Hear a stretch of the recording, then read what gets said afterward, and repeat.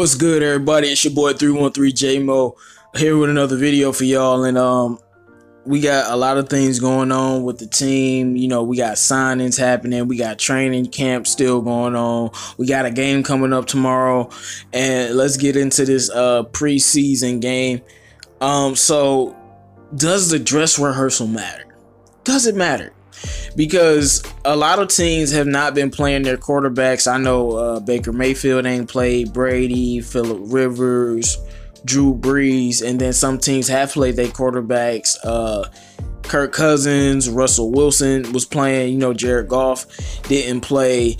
And it seems like more and more that these joint practices are becoming more meaningful to teams, and you can keep the quarterbacks safe, and you can keep them from getting hurt, and you can see, you know, sets with the team, and you can see how the offense or defense will flow. So you can see almost what you will want to approximate for a preseason game in these joint practices that you're having with these teams.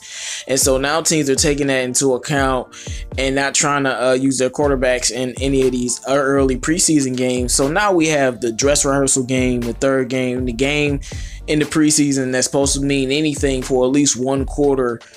And now we have Lions fans that are upset at the possibility of Stafford and other starters not playing in this preseason game.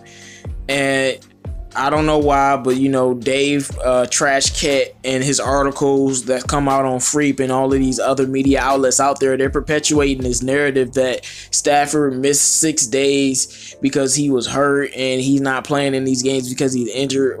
Apparently 97-1-2. They're up in arms about Stafford missing 6 days of practice and taking a break. But before that, we had somebody else miss a week of practice, and then we had Marvin Jones miss a week of practice, and they're missing weeks of practice just like Matt Patricia said, just a rest day to get re-energized and recharged. I'm not looking into it, man. Stafford is durable. He's perfectly fine.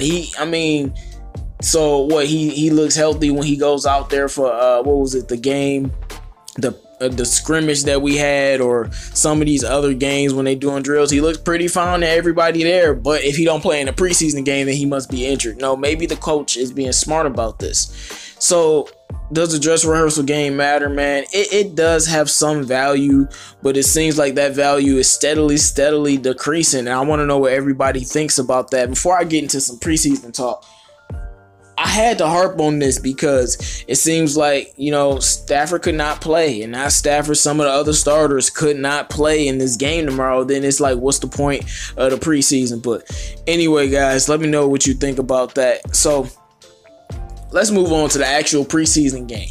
So we know it's players that might not play. I saw some interviews with Trey Flowers, and they're asking. So I do hope that I see some of the defensive line out there, at least Mike Daniels or Snacks or Flowers.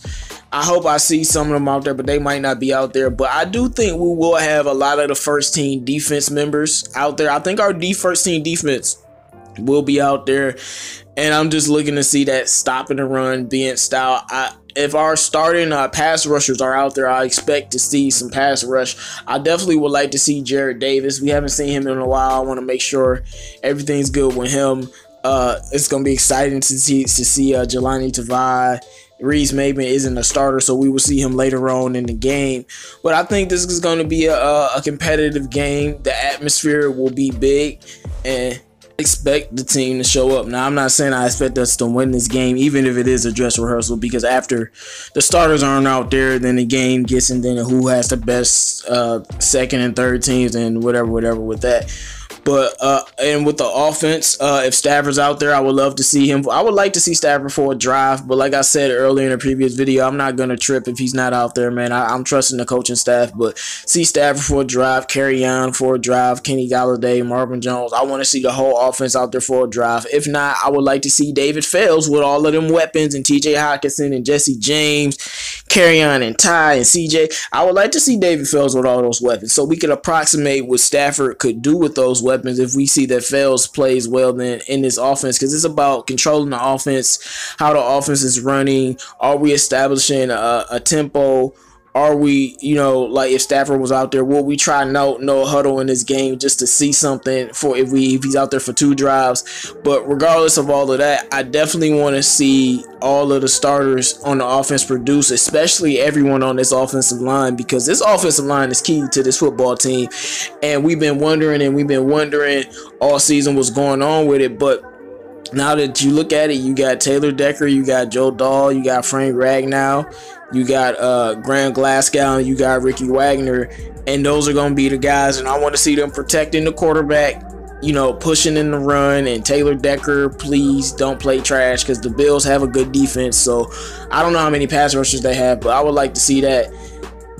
I need to see these penalties decrease, and I want to see if the special teams can actually have an impact on this game, because we've had some okay returns, but we haven't had a big return or a touchdown.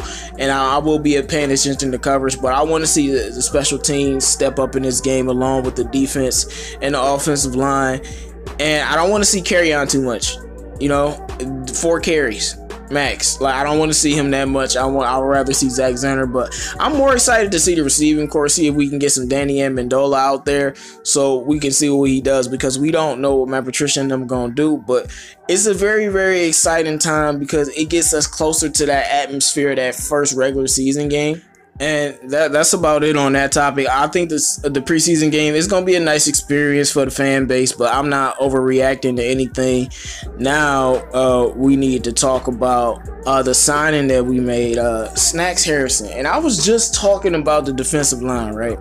And it seems that on some level, from being the best run defense to being the best defensive line, or being the top 5 run defense or defensive line, some of those sentiments, Bob Quinn believes in it. He shored up Snacks Harrison. He's still grossly underpaid, but this is a team-friendly deal. Hopefully we can get a deal with Slay done, but this is a deal that needed to be done. This is a deal that I knew would be done. I knew we were going to extend him for a year, and I was saying that that's what I would do.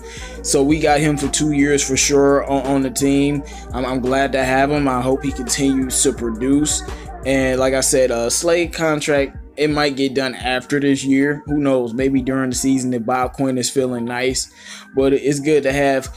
Now we have like all of our most important players. We have contracts with them. So everybody signed up till about 2020. So we got a couple years to see what we're going to do. This is going to be our defense for the most part. But make sure you guys like, comment, and subscribe, and let me know what you think about the dress rehearsal. Is it serious? How much is it worth? What do you think about the preseason in totality? What do you think about us signing Snacks? Let me know all your thoughts on this, man. Make sure you like, comment, and subscribe. Again, it's your boy 313 J Mo, and check out the roundtable tonight.